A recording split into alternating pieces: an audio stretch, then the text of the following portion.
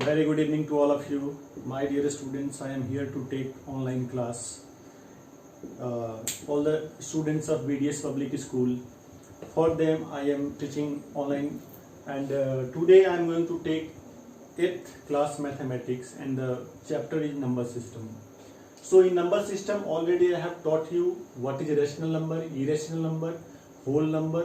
What are those things? I have already taught you.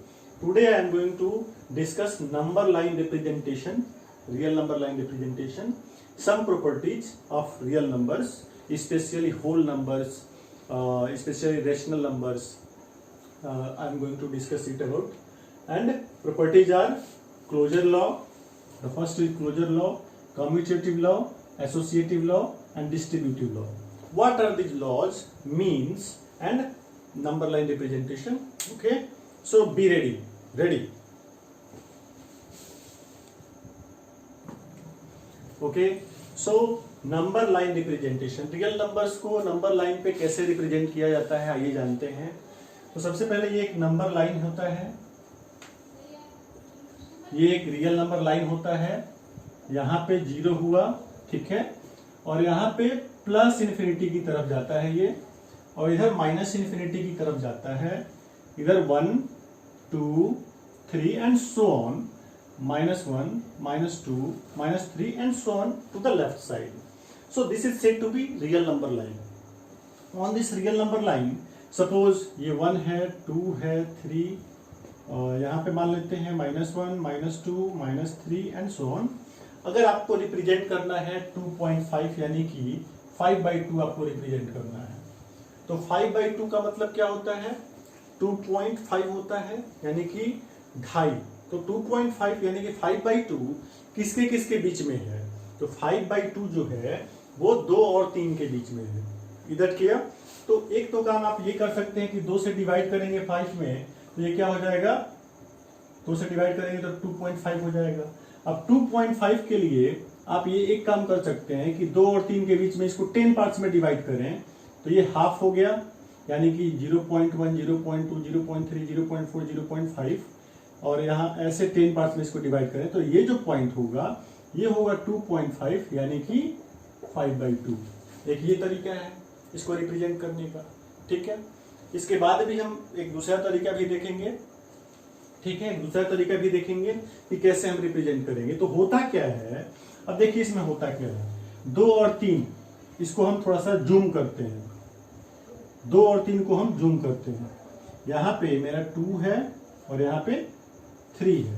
अब इसको 10 parts में, चूंकि डेसिमल का कॉन्सेप्ट आप जानते होंगे कि 1/10 का मतलब होता है 10th part of 1, 10th part of 1. इसका मतलब ये होता है 0.1 के बराबर. तो अगर 2 और 3 के बीच में नंबर्स कितने हैं? जी 2 और 3 के बीच में नंबर्स कितने हैं? तो 1 है, डिफरेंस 1 है, यानी कि 2 और 3 -2 करेंगे आप तो ये क्या आएगा? 1 आएगा.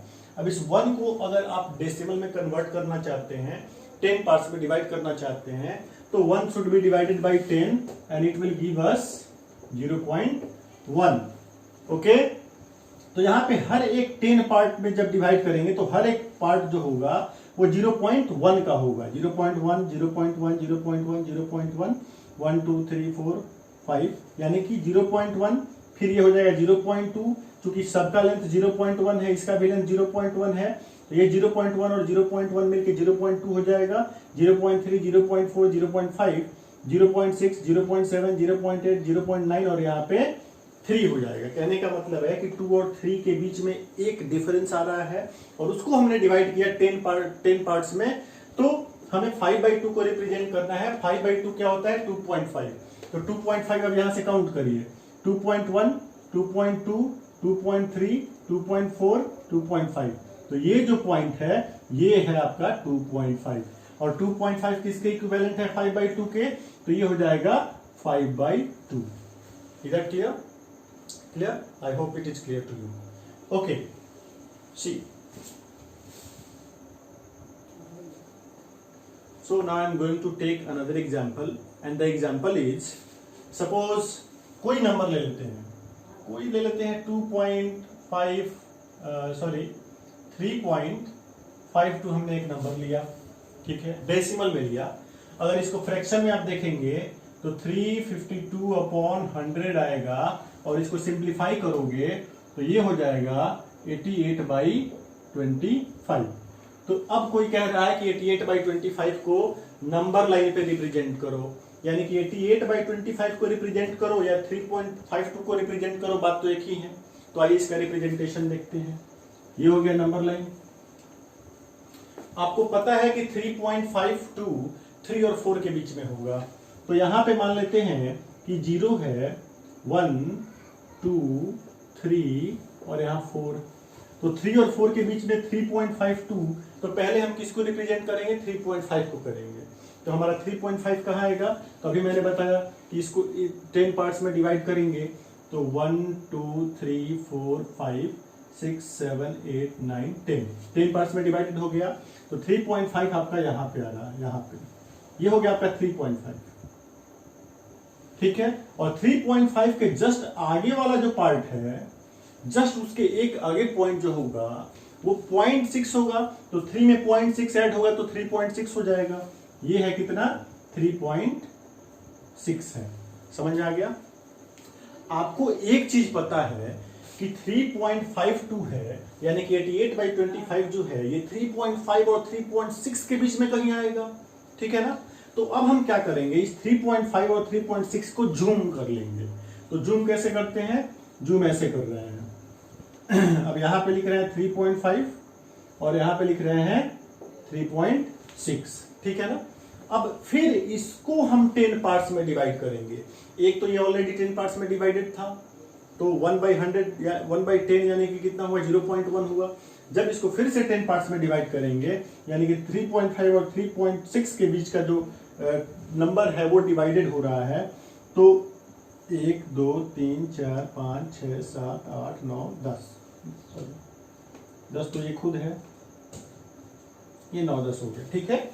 तो इस तरह से 3.5 यहां पे है, और हर एक पार्ट जो है ये 0 पॉइंट, ये कितने का हो रहा है? 0.01 का, क्योंकि 10 पार्ट्स में यहाँ पे डिवाइडेड था और 10 पार्ट्स में यहाँ डिवाइडेड हो गया। तो एक नंबर को आप 10 से डिवाइड करो, फिर 10 से डिवाइड करो, तो ये 1/100 पार्ट हो रहा है ना, जो कि होगा 0.01, ठीक है। यानी कि यह जो हुआ ये 0.01 का हुआ, ये भी 0.01 का हुआ।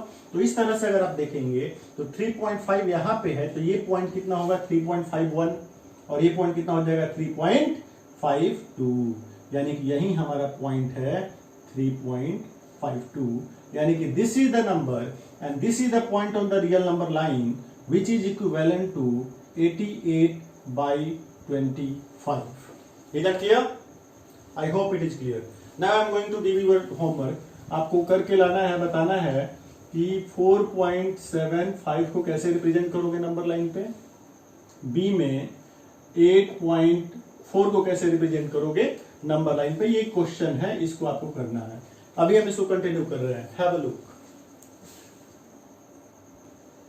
Okay, so here I am going to introduce another technique which has been given in NCERT book, and that technique is आप 7/5, 2/3, 5/3, 2/7, ये फॉर एग्जाम्पल, फॉर इंस्टेंस इसको लेते हैं, 4 नंबर्स को लेते हैं, और इसको नंबर लाइन पे कोई कह रहा है कि रिप्रेजेंट करना है, तो कैसे करोगे?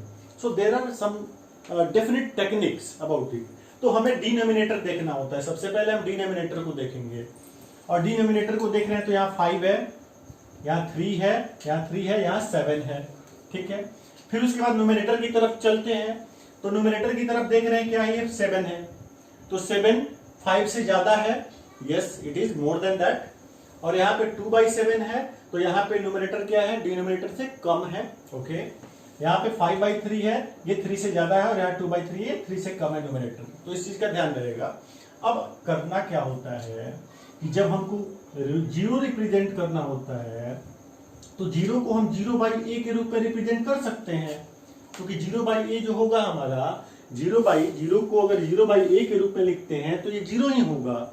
दूसरा चीज क्या करेंगे, अगर हमें रिप्रेजेंट करना है 1 को, तो 1 को रिप्रेजेंट करने का बढ़िया तरीका क्या है? 1 = a/a, ये भी हम लिख सकते हैं। 1 = a/a, क्योंकि a कैंसिल होगा तो ये 1 होगा। अब 1 इक्विवेलेंट टू 5/5 भी हो सकता है, 7/7 भी हो सकता है, 8/8 भी हो सकता है। लेकिन हम आपको बताएंगे कि आखिर हम क्यों ऐसा कह रहे हैं लिखने के लिए, आखिर इसका क्या रेलेवेंस है इस नंबर लाइन रिप्रेजेंटेशन के कॉन्टेक्स्ट में। तो आइए, the first example that I am going to encounter is 2/3। इस 2/3 को हम सबसे पहले देखते हैं। तो 2/3 को देखते हैं, ध्यान देंगे 2/3 यहां पे एक नंबर है। अब नंबर लाइन लेते हैं हम, ठीक है। तो ये तो बात क्लियर है कि 2/3 1 से कम है और 0 से ज्यादा है। तो हमें 0 यहां पे मिला, 1 यहां पे मिला, 0 1, ठीक है। तो 0 को क्या आप 0/3 लिख सकते हैं? 0/3 के बाद अगर आप इसको 3 पार्ट्स में, 0 से 1 के बीच का जो स्पेस है, इसको 3 पार्ट्स में अगर आप डिवाइड करें, इसको 3 पार्ट्स में डिवाइड करें, तो क्या ये फर्स्ट पार्ट 1/3 नहीं होगा, ये 2/3 नहीं होगा, और इस 1 को क्या आप 3/3 नहीं लिख सकते हैं? एब्सोल्युटली आप लिख सकते हैं। तो आप देख लीजिए कि 0/3 ये 0 को ही रिप्रेजेंट कर रहा था, 3/3 ये 1 को ही रिप्रेजेंट कर रहा है। बट इससे फायदा क्या हुआ कि 0/3 के बाद 0 के बाद क्या आएगा? 1, 1 के बाद 2 आएगा, 2 के बाद 3 आएगा। तो 3/3 तक जैसे गए हम, यहाँ पे 1 हमारा कंप्लीटली मिल गया। तो इस तरह से 0 और 1 के बीच में अगर 2/3 को रिप्रेजेंट करने के लिए कह रहा है, तो यहाँ पे हमारा ये जो नंबर है 2/3 यहाँ पे रिप्रेजेंटेड होगा। क्लियर है? फिर आगे बढ़ते हैं। अगर इसको, इस नंबर लाइन को और आगे बढ़ाते हैं। अगर कोई हमसे पूछ रहा है कि भाई नहीं हमको 3/3 नहीं, हमको 5/3 भी चाहिए, जैसा कि 5/3 एग्जाम्पल में हम लिए भी हैं। तो 5/3 जब एग्जाम्पल में है तो इसको कैसे रिप्रेजेंट करेंगे? अब देखिए ये क्या है, ये तो 1 है, और 1 को आप क्या लिख सकते हैं? 1 को आप लिख सकते हैं 3/3। अब 1 के बाद आप इसके बाद 2 कहीं लीजिएगा, ठीक है ना। और 1 और 2 के बीच में, 1 और 2 के बीच में यह जो 1 है, इस 1 और 2 के बीच में कहीं ना कहीं 5/3 है, क्योंकि 5/3 6/3 क्या होता है? 2 होता है। तो 6 5 से ज्यादा है तो 2 है, और ये 5 है, तो यानी कि 5/3 2 से कम है, तो 1 और 2 के बीच में होगा। यहां तक बात क्लियर है? और 1 बराबर होता है 3/3। तो फिर इसको अगर 3 पार्ट्स में डिवाइड करें तो ये क्या होगा? 3/3, और अगला टर्म क्या होगा? 4/3। इसके अगला टर्म क्या होगा? 5/3, और इसके अगला टर्म क्या होगा? 2 के जो बदले में आएगा वो क्या आएगा? 6/3। आप देख सकते हैं 6/3 क्या होगा? 2 होगा। तो इस तरह से आप 5/3 को यहां पे रिप्रेजेंट कर लोगे, तो ये आपका हो गया 5/3 का पॉइंट। इधर क्लियर? और ये हो गया 2/3 का पॉइंट, ठीक है ना। इस तरह से हम नंबर लाइन पे रिप्रेजेंट कर सकते हैं। ओके, सो अगला एग्जांपल हम देखते हैं। दैट नेक्स्ट एग्जांपल 2/7 था, ले लेते हैं 2/7। या सपोज आप कहें कि 5/7 हमको दिखाइए सर, 5/7 कहाँ होगा? 5/7 भी ले लेते हैं, कोई दिक्कत नहीं है। आप कहोगे कि हमें 9/7 देखना है, तो 9/7 भी देख लेंगे, कहाँ है, लाई करेगा नंबर लाइन पे। तो सबसे पहले एक नंबर लाइन लेते हैं। सबसे पहला काम जो होगा हमारा, वो एक नंबर लाइन लेंगे। और नंबर लाइन की एक खास बात है कि नंबर लाइन पे हर एक पॉइंट एक रियल नंबर को रिप्रेजेंट करता है, यानी कि हर एक रियल नंबर कहीं ना कहीं वो नंबर लाइन पे एक अपना स्थान रखता है। It means each real number corresponds to a particular point on the real number line, and each point on the real number line corresponds to a unique real number. Okay, so there are millions, trillions, infinite number of points on a number line. Okay, तो यहाँ पे देखेंगे 2/7 को हमको represent करना है। तो 2/7 ध्यान दें ये 1 से कम है, ठीक है ना। तो हमारा एक पॉइंट होगा 0, ठीक है। और 0 को हम क्या लिख सकते हैं? 0/7 लिख सकते हैं, ठीक है ना। हमें 2/7 रिप्रेजेंट करना है, तो अगला पॉइंट हमारा मान लीजिए कि यहाँ पे 1 है, 1, ठीक है ना। और 1 को हम क्या लिख सकते हैं? 7/7 लिख सकते हैं। देखिए डिनोमिनेटर दोनों का सेम है, 7 7, यहाँ पे 0, यहाँ पे 7, और 0/7 0 होता है, यू नो वेरी वेल। 7/7 1 होता है, यू नो वेरी वेल। तो अब यहाँ पे इसके बीच में 7 है डिनोमिनेटर, यानी कि 0 to 1 के बीच में हम इसको 7 पार्ट में डिवाइड कर रहे हैं। तो ये 1 पार्ट हुआ, 2 3 4 5 6, और ये 7 पार्ट हो गया। क्लियर है? यानी कि 0/7 के बाद अगला पार्ट क्या होगा 1/7, 1/7 के बाद अगला पार्ट क्या होगा 2/7, 2/7 के बाद अगला पार्ट क्या होगा 3/7, 3/7 के बाद अगला पार्ट क्या होगा 4/7, 5/7, फिर 6/7 और उसके बाद 7/7 जो कि 1 के बराबर होगा। क्लियर है? तो एक तो हमने इसमें 2/7 को यहां पे हमने आंसर दे दिया कि 2/7 यहां पे रिप्रेजेंट होगा, ये होगा 2/7। दूसरा 5/7 कहां पे होगा तो 5/7 यहां पे रिप्रेजेंट होगा। ठीक है, अब तीसरा बच गया 9/7, 9/7 को हम कहां पे रिप्रेजेंट करेंगे, दिस इज वेरी इंपॉर्टेंट। सो 9/7 को रिप्रेजेंट करने के लिए हमें थोड़ा आगे चलना होगा क्योंकि न्यूमरेटर जो है डिनोमिनेटर से बड़ा है। ऐसे 9/7 कहां के बीच में आएगा तो 1 और 2 के बीच में आएगा। आप देख सकते हैं कि 14/7 होता तो 14/7 होता, तब ना हम 7 दूना 14 कर दे तो 2 आता, जबकि ये 7/7 से ज्यादा है यानी 1 से ज्यादा है और 14/7 से कम है, 2 से कम है, यानी कि यह 1 और 2 के बीच में कहीं ना कहीं है। तो यहाँ पे 2 ले लेते हैं, ये 1 ऑलरेडी था तो 2 को आप क्या लिख सकते हैं, अगर आपसे कहा जाए कि डिनोमिनेटर 7 होना चाहिए तो 2 को कैसे लिख सकते हो, 2 को लिखोगे 14/7, तो इस 2 को हम लिख सकते हैं यहाँ पे 14/7 लिख सकते हैं। ठीक है, और ये ऑलरेडी 7/7 है। तो हमें अब क्या करना है 9/7 को रिप्रेजेंट करना है, दिखाना है नंबर लाइन पे। ये 7/7 है, फिर से इसको वही काम करते हैं, 7 पार्ट में डिवाइड करते हैं, 1 2 3 4 5 6 7। ठीक है, 7 पार्ट्स में हमने डिवाइड किया। हर एक पार्ट जो होगा, यह जो पॉइंट होगा, ये 7/7 के बाद अगला क्या होगा 8/7, 8/7 के बाद अगला क्या होगा 9/7, 9/7 के बाद अगला क्या होगा 10/7। ठीक है, और ऐसे ही ये जाते जाएगा। तो आप देख सकते हैं कि 9/7 जो है आपका यहां पे नंबर आ रहा है, ये नंबर है आपका ये।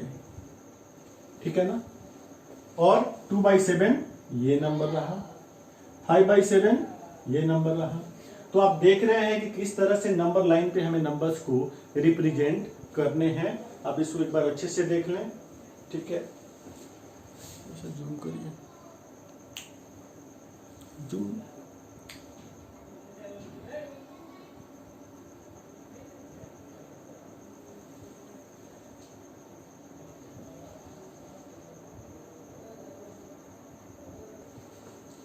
There are 3 questions here, 9/4, 7/6, 19/12. You have to represent it on real number line.